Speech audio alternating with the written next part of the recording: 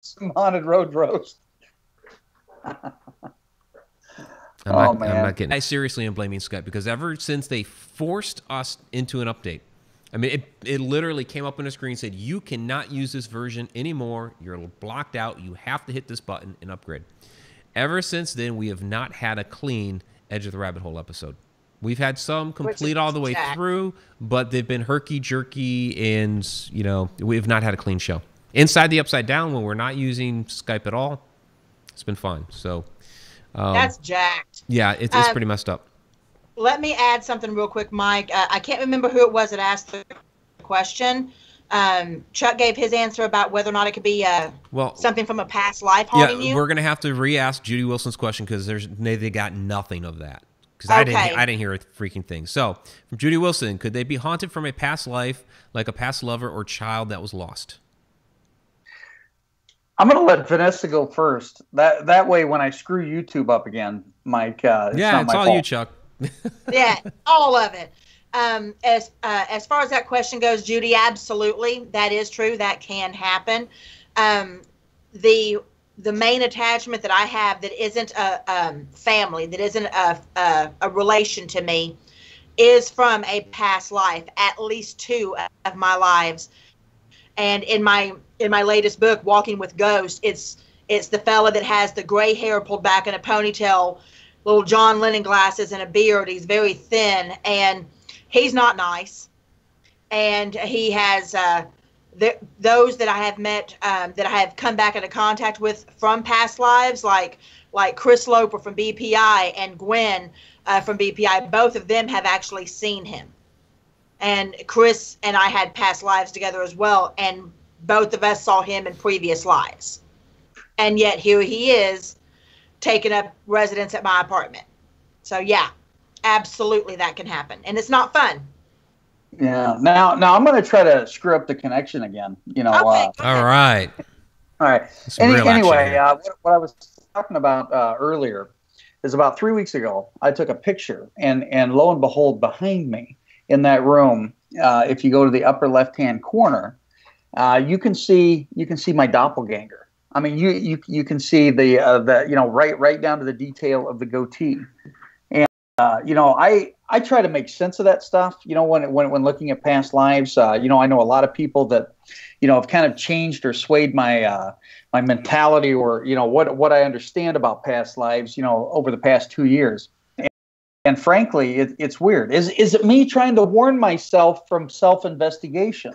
I mean, that's a real striking possibility, but I can't say for a while. And I will say, as a person with gifts, I can't read myself, so I have to depend on others out there.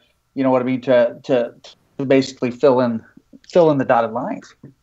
Can I venture a guess on why you felt that? On why that happened? I don't. It is your self. Anything that you're doing. What it actually feels like a little bit to me is when you are being bombarded by spirit, when you're having lots of interaction, albeit involuntarily, that a portion of yourself is separating, almost so that they can keep record subconsciously of what you're going through. And I don't know why I'm saying that. Those words have never come out of my mouth, but that's what it feels like to me.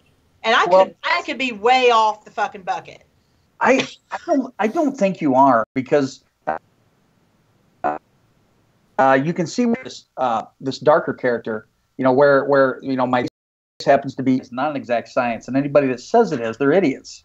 And I am totally open to interpretation, but when you said that, Vanessa, you know what I mean? I felt like that made sense. Whereas when it's yeah. What do you think, Mike? Oops. I don't have a thought on the matter because I'm sitting here like busily maintaining the connection. So I and doing a fine job. I'm just trying to make sure everything. It's so. Well, and so I'm gonna say this. Yeah. I concur. Yes. I concur. I love the sexy and icons. Okay. It's time for us to sit down for a spot of tea. Hey, I appreciate what you said, and I'm willing to back that up. There you go. Yeah. Well, Mike, I am a bit of a smart ass, so I have to throw that out there, right? Well, you do what you can. You do what you can. But I actually think that there might be some validity to that. And if I could venture a little bit further down that rabbit hole, it kind of goes along the same lines of lucid dreaming and astral travel, because we have that invisible cord that kind of anchors us to our bodies so that we can travel. We just can't travel so far that we can't come back. And it might be a similar type of situation where when you're going through something spiritual, an experience like that, even if it seems mild,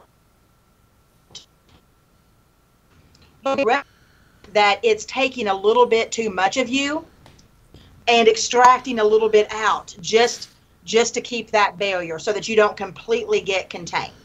Does that make sense? Yeah. Do you ever, I'll ask it and see if you've ever experienced this, where, you could be sitting down, you could be walking, you could be in your room that you do your readings, you could be outside, whatever. Do you ever experience where you feel like you're out of your body and like you're the spirit that's coming up right to your back, right to the back of your neck, and at that point, they slam you with information? Mm-hmm. It happens a lot. It happened a lot when I was in Virginia at the really bad house, at the farmhouse, and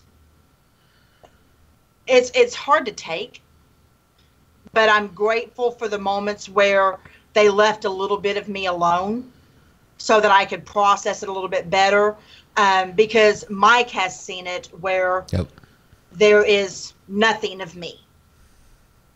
I got, not attacked. That's not the right word, but I got invaded a smidge before I could separate.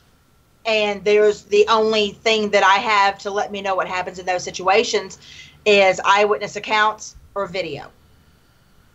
As someone that as someone that is a haunted individual, like yourself and myself, I only ask these questions because it helps with my situation. But have you ever went through a period in time, Vanessa, when every bit of your stuff, your spiritual grounded pound stuff, and you went back to every little bit of it, right back to the raw thing, where it worked the first time and it didn't work for protection?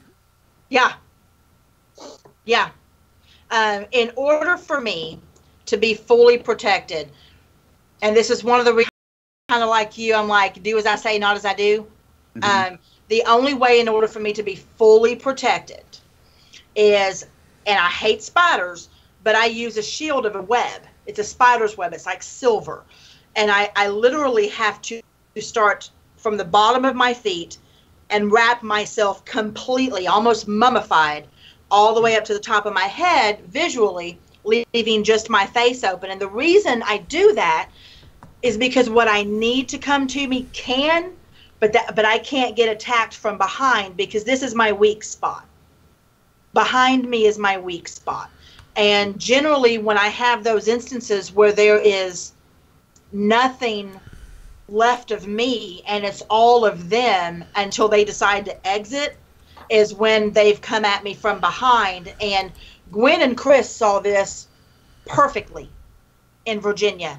They actually came upon me outside, standing in the rain, with my head laying on my back.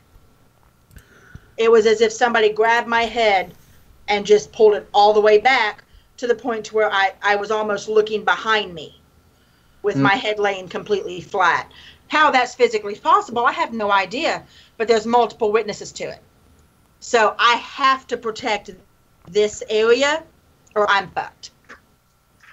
And two, anytime that you're leveling up, it's, and some people are like, I talk to different mediums that think that their, shit really doesn't stink and that they're always right, whatever. There's plenty of those. but as you're leveling up, sometimes it's hard to see, you know, when the negative or, you know, anything's approaching, and I think that's truly when, you know what I mean, you're more vulnerable to, you know, to a psychic attack or to a spiritual attack and whatnot. And you know, we're nearing Samhain, and you know, like with me, most of the time, you know, the activity around me really amps up about October 1st, and it goes until the first of the year. That's my time span for whatever stretch of the imagination, whatever. But this year, this stuff started out in early August, and it's been a lot crazier this year. Has your outward activity, like what you've been doing, been more involved? Have you been more active? I think I've been less active this year. You know, I decided to give up BTLN.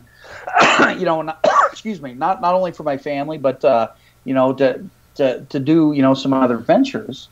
But yeah, I think I've been less active. You know what I mean, when you're talking about those, you know, those situations. Well, that actually also could be, I mean, if we're going to play devil's advocate, that could actually be part of the issue as well, is that you have more time on your hands, you're less focused on other things that might take up those spaces in your head, therefore you're more open. So, I mean, just throwing that idea out. It took me years to get spirits to understand you can't fuck with me at work. Okay? Leave me alone at work. Leave me alone at work, please. You know, you can't jack with me while I'm driving. Although, ooh, can I share something? I had a first happen today. I was driving to Stillwater, Oklahoma from Norman during rush hour, there and back. It takes me about 2.5 hours one way. In 46 years, I had the first time this has ever happened to me. I am driving. I have taken the right to go towards Stillwater. I'm driving, and this huge, I actually had to WhatsApp Gwen and tell her, this huge skunk, huge, like a dog, okay, came and ran in front of my car. Now, keep in mind, there's my car, there's an SUV right next to me. This thing was ginormous. There's no way one of us wasn't going to hit it. Neither one of us hit it. It was a spirit. It was so big, its tail wrapped over the hood of my car. That's how big this thing was. But that's a big skunk. It was a big skunk, you know. But the funny thing is it had the odor. But it wasn't there. It wasn't a solid being, because there's no way both of us missed it. No way. Wow. And I was like, motherfucker, the hell just happened? And I WhatsApped Gwen. I'm like, you're not going to believe this shit. True story, happened this morning. First time ever for me. Oh, that's pretty wild. Hey, we have a question here from the chat room from Nichelle Thompson. Do you think that we can inhabit somebody else's body when we are asleep, like in another country? I certainly hope not.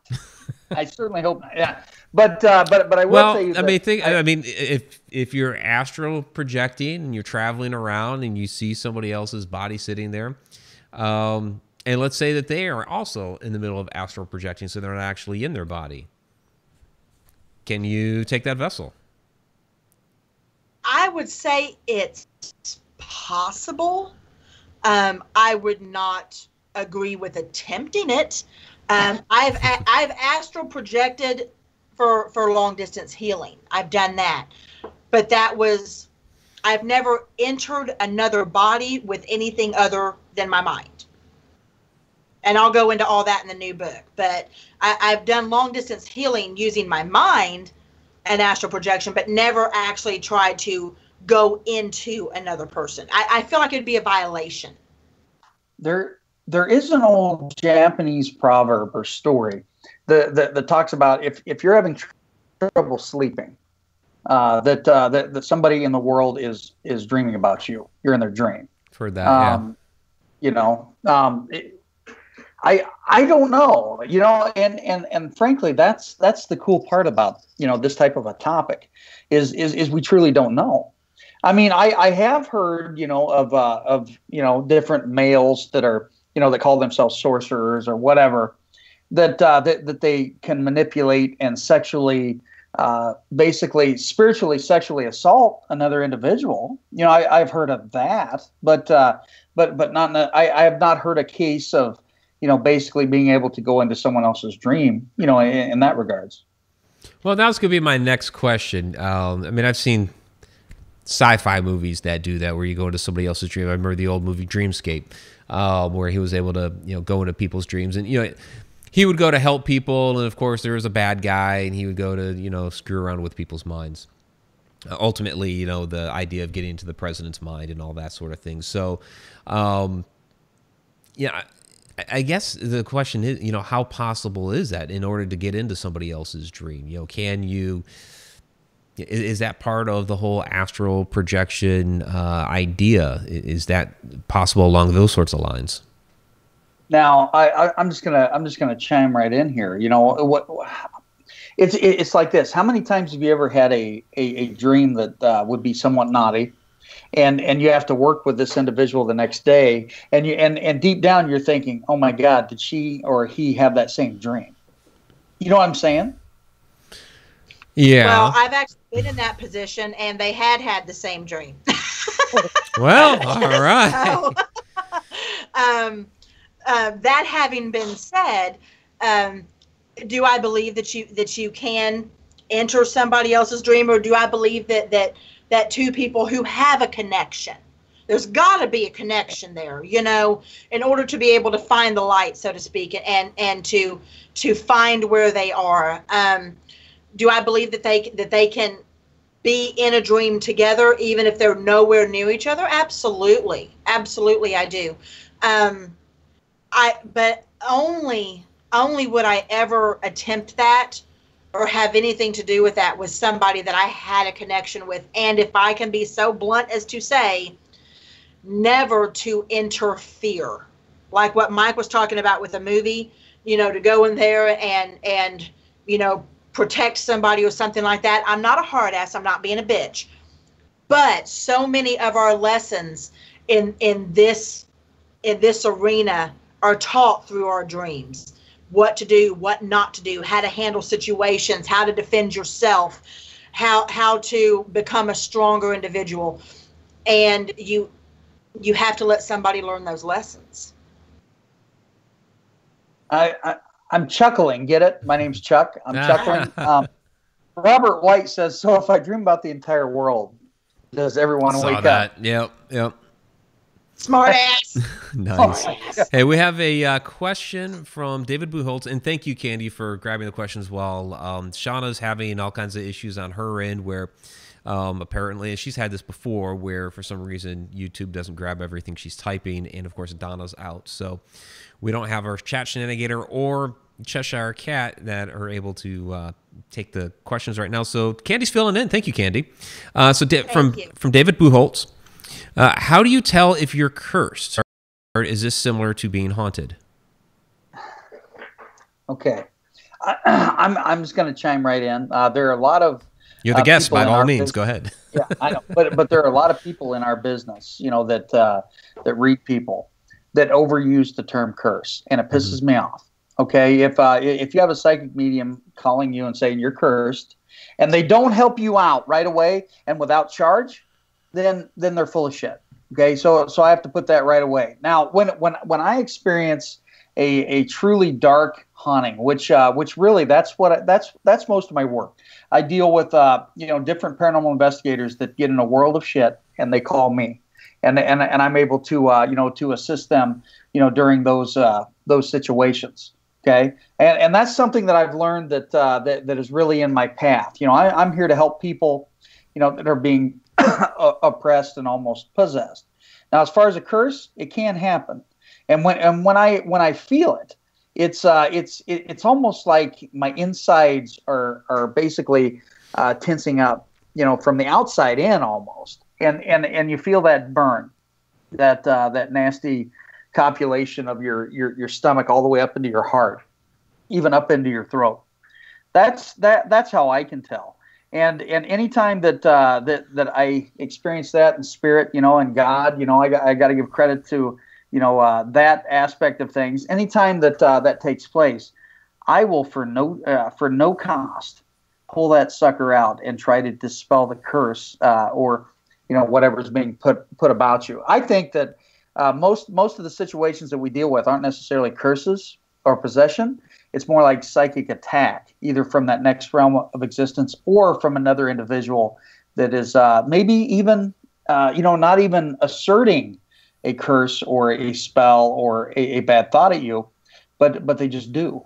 And sometimes that can roll off. But that's truly my opinion on the matter. Well, and if I can chime in just real quick, when it comes to curses, and just like Chuck said, so many people throw that word around basically to scare people and try to get your money. Okay, I've had people contact me saying, somebody, a psychic medium said that my entire family was cursed and that they were the only ones that could fix it, to the tune of $700. And I've written blogs about this, done videos about this. I have been livid as fuck over this, okay? That is not only inconceivable, it's completely unethical, and it's cruel to make somebody believe that. Fear. A true curse requires consistent energy given to it in order for that to be the case. You can't just say, this person and it's just going to last forever. This isn't Sophia off of Golden Girls. It doesn't work that way. Somebody doesn't give you the evil eye and all of a sudden every family member from here to eternity is cursed. It doesn't work that way, even though people want you to believe that. It's like Chuck said, odds are it's a haunting, or you have some other activity going, or let's talk about the white elephant in the room, or they've convinced you so much that you are in turn cursing yourself with those negative thoughts. I have to throw this out there right away. Beat 3 Airspace, she asked the question, did he say don't trust if they don't charge? I did not say that. I said don't trust them if they're going to charge you, you know what I mean, to basically help out in that situation. Yeah, it's charging a nominal fee for a reading is fine, but if someone's telling you you're cursed and telling you they're the only ones that can fix it, and then wanting to charge you hundreds of dollars to do so, they're a piece of shit. And contact me and let me know who they are. Yeah, it's the same thing with investigations too. If they're looking for hundreds of dollars to investigate your house, and they're saying, well, there's a negative entity here, and so we're going to go in there and we're going to cleanse it and throw some holy water and salt around, and then burn some sage, and they're charging you $500-$600 for it. I would stay away from that. Yes, please. But a lot of heartache. Your questions in the chat room are going nuts, Mike. This is awesome. Yep. They're good questions. From Sean Oldsmith, if you astral project and you had a portal in the house, would you enter it? I think that's a really really plausible situation that could take place, because in reality, there are people like haunted people or people with gifts that have portals everywhere they go. So in that regard, I would say I wouldn't even question that. As to whether or not that I do it, absolutely. I feel, and I've been told with spirit, and I'll just say it, that I have that ability to open and close these portals as they exist. Sometimes I can't close them, but I definitely open them. Can I add a wrinkle real quick to what we were just talking about? Sure. For any of the viewers that may have been, and they don't want to admit it, told that they were cursed or something like that, do not forget that you have a whole army of ancestors behind you. Okay? A whole army of them. You come from love and will continue to be love if that's what you hold in your heart. If you're pagan like myself and you need the extra juice from your ancestors, a nice altar or ritual at Samhain is the perfect time to do it. Okay? If you're Christian, go with your whatever you need to. Catholic, go with your saints, whatever. But don't forget that you're not alone, and you don't need somebody not like us, because we don't do that bullshit, but you don't need another living person to kind of heal your heart and your soul for something like that. You have a whole army behind you. Utilize them. Ask for help. Ask for guidance. There's no shame in that. Oh, not in any stretch of the imagination, So from X Group Home Kid, do you believe some people can collect souls?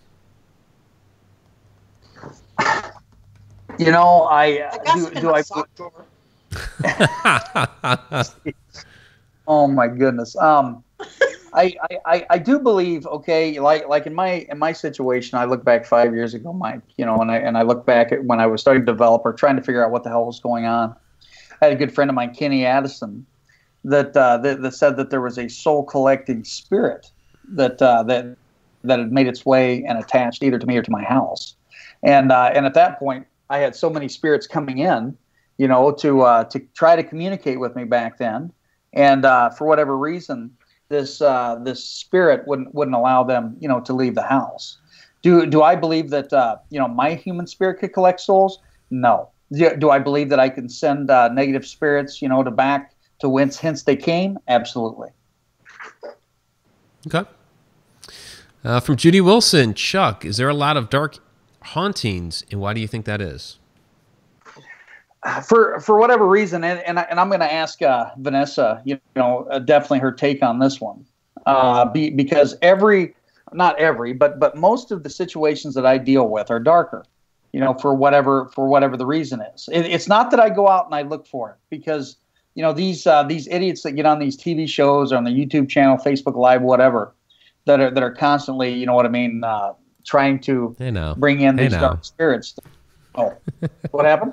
Oh, not you. Come on. When I look at that, it is what it is. Is it my curse that I have to deal with darker energy affecting people? If it is a curse, then it's my cross to bear, and I will continue to fight the darkness until the day that I go into the light. Okay, you said you wanted my opinion as well on that? Yeah, well, I want your opinion as to why I seem to have all these dark cases that makes its self known to me. Well, okay, it's kind of a tricky thing. I'm gonna give you the Reader's Digest condensed version. Dark to one or dark to all is not dark to one. Okay, so or even what you see as dark in the beginning might not be dark for the reasons that people think. Some of us, myself included, tend to draw distraught or more troubled spirits. Does not mean they are evil in their entire. Those tend to migrate to people who don't judge, and who look at the situation for what it is at face value and try to find out what's going on and deal with it in the best way possible without anybody, including spirit, getting hurt. Okay? Doesn't mean it feels good, doesn't mean it isn't painful, doesn't mean it doesn't cause strife.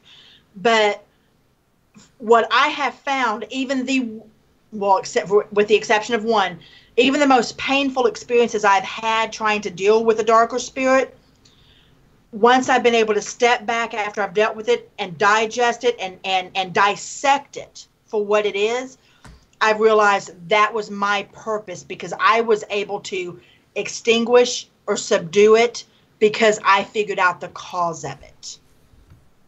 Now, I don't mean to interrupt you, and no, that was a great point. Now, Amy D says, I believe what we put to the universe is what comes back to you. I do want to throw this out there. I pray, I meditate, and I send as much love and light out into this universe as humanly possible. Even utilizing my higher self. Now, why would I have to deal with these things? I kind of look at it from the framework as it's my plot in life to help people that are going through their darkest days. So, and also if your light shines bright, wouldn't all this darkness or negativity, you know what I mean, hit it like a bug zapper. I don't know. I can't answer that question, but I do love it. Dark doesn't beat dark, only light does. Yeah. Martin Luther King Jr. said that, you know, hate doesn't kill hate, love does. It's the same situation. Do we get back what we put out to the universe? Sure we do. But, you know, sometimes our lot in life is to be a warrior to a certain degree. But it's because we're putting that good out there, because we can attack those situations and not lose ourselves. That's the kicker. It would be real easy, wouldn't it, Chuck, to lose yourself if you were a different kind of person. Absolutely. In those situations. So that's why we say do as we say, not as we do. There you go. Yeah, and trust me, I'm trying to live a blessed life as much as I can, and trying to follow my own insight. But sometimes it's the little kid in us, it's the child spirit in us that says, you know what, this is the way it's going to be. True story. A question from Tom McNicholas. Do you think if we can have spirits haunt us in our dreams, couldn't the same spirits cure us from diseases or medical conditions? Who says they haven't? Yeah, I don't know. You know, the power of prayer works. You know what I mean? I've seen it happen, so I don't know. Yeah, I say who says they haven't? You know, there have been plenty of people who have had issues, you know, physical issues or mental issues or whatever it is, and they might have lived their entire lives that way. And then all of a sudden, cure. All of a sudden, they're fine. You know, I mean, I'm not saying that's what happened, but I'm not saying it didn't either. Yeah. All right. I think it's quite possible. From David Buchholz, when you wake up in the hospital, have a 365-degree view. Do you think this is related to astral projection? Similarly, when you are in sleep paralysis and you have 365-degree perception, is this related? I'll answer the second part if somebody wants to grab the first. So the second part, sleep paralysis. I've had sleep paralysis a couple of different times, and it's completely dark. There was no 365-degree view. I know people have related to shadow people and seeing things in your room and all that, and they're completely separate things. So we have a whole shadow person series, sleep paralysis, all that here on the Haunted Road Media YouTube channel. It's not the discussion for it, but yeah, having had sleep paralysis, there's no 365-degree view. However, people do, of course, have that, wake up in the hospital, they're hovering over the bed, and they're seeing, an entire view around them. So you guys want to take that related to astral projection? I'm going to let Vanessa take it first. When this is going to sound really weird and kind of Hollywood, but when I astral project, I see things kind of like that, but more like Technicolor. So it's almost like I'm in a movie that was black and white and has been changed to color, and I can see everything. But it's like I'm not a person. I'm just perception, if that makes sense. But it's not always like that. But yes, I have had that. I have not had that during sleep paralysis. So just in astral projection. Yeah, and I have to concur. So I concur. About sleep paralysis. Chuck concurs. Yes, I concur with this one. Oh, bloody hell. Anyway, but it's one of those things where I anytime that I experience that, I feel like that I'm locked up tight in my body. Whereas, when I had my heart worked on there about 5 years ago, I was out of my body, and it really was kind of weird seeing that 360-degree turn. And what was interesting, as I was coming out, the surgeon that did my work was actually from France, and she spoke French. I was speaking fluent French to this lady all the way out, and I'll tell you right now, I cannot speak fluent French. I can say "non je suis enchanté vous fromage," which means I'm not very happy to see you because you smell like cheese, I think. Anyway. Nice. That's awesome.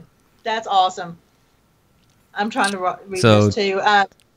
Go ahead, Mike. No, I was going to say, so Chuck, from Sean Oldsmith, have you ever had to face a demon? I think so.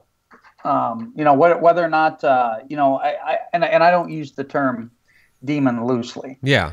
So why do you think? I think, yeah. Now, I have experienced, there was one time, here, and there was one time at the old apartment in Fort Madison, and there was one time in Kansas City in early August where I was completely caught off guard. And anytime that those situations happened, it was like my body was almost shutting down. Does that make sense? Where you walk into it and you feel like you're stuck in the muck, and it's so bad, it's so distressful that you can feel it, basically burning from your inside of your bone. Okay. Now, was it a demon? I can't tell you. I can't tell you, 100%, clear or without a doubt that it is. Was it dark? You can bet your ass it was. Yeah, I've experienced a number of malevolent entities. Can't ever say that they were a demon. So there's nasty stuff out there that's not demonic. So, yeah. So they're few and far between. I would say I haven't faced a demon yet, and I don't want to face one. But yeah, they're not. The problem is like the mainstream these days has really taken it to another level where you have all these shows that are centered around demons or paranormal investigations, and it must be a demon.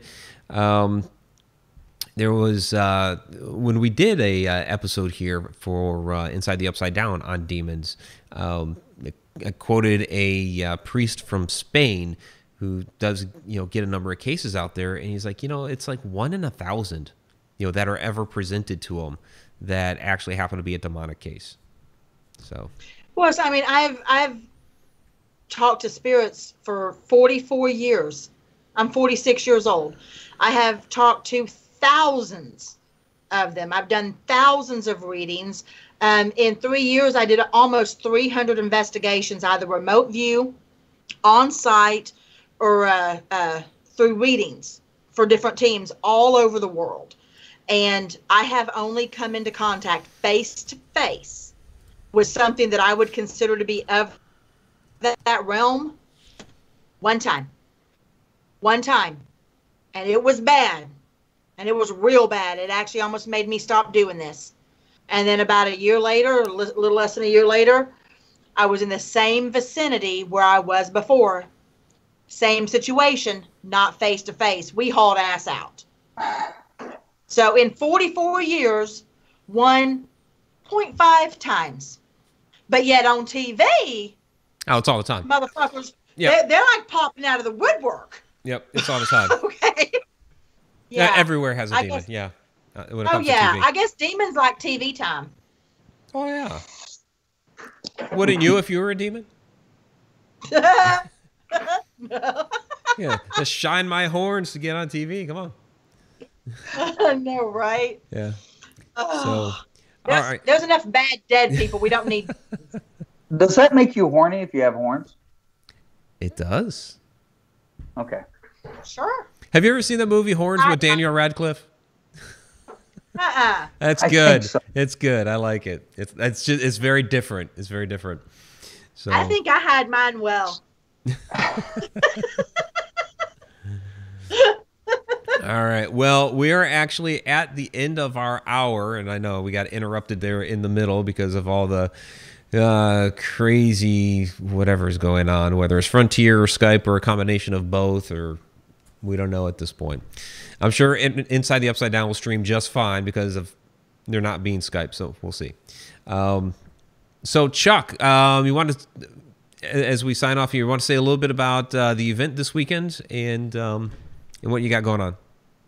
Absolutely. The Many Faces first annual psychic haunted event, Many Faces, up in Elkader, Iowa. If you would like to still be a part of that, we still have tickets available. As far as the clientele, it has changed because I had a few people, back out this week. Josh Hurd's having that baby, so lots of prayers and well wishes to Josh, as he and his wife bring in another baby into the world. But there were a few that dropped out that kind of flabbergasted me today.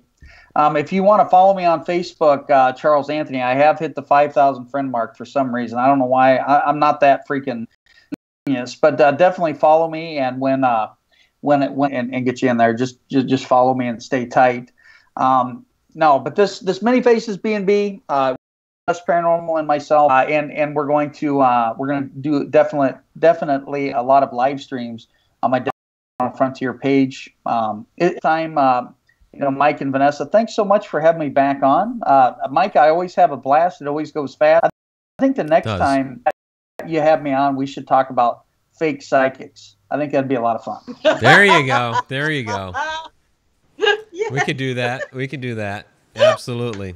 That would be a lot of fun.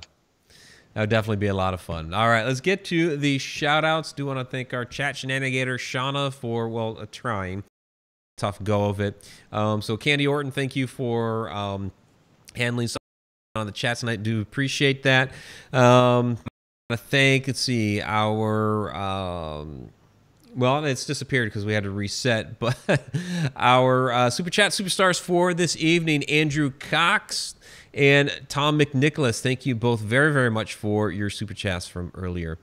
All right, so shout-outs for this evening. Beat 3 Airspace is in the house, one of our Deep Down the Rabbit Hole Patreon patrons. So those include, if you haven't checked out our Patreon page, please go ahead and do so, patreon.com/HauntedRoadMedia. We've got a lot of behind-the-scenes stuff out there, Q&A stuff, things like that. So that's Tom McNicholas, Beat 3 Airspace, Zippy Davis, B.D. Flint, Pamela Queen, Andrew Cox, and Joe Chandler. Thank you all very, very much for that support.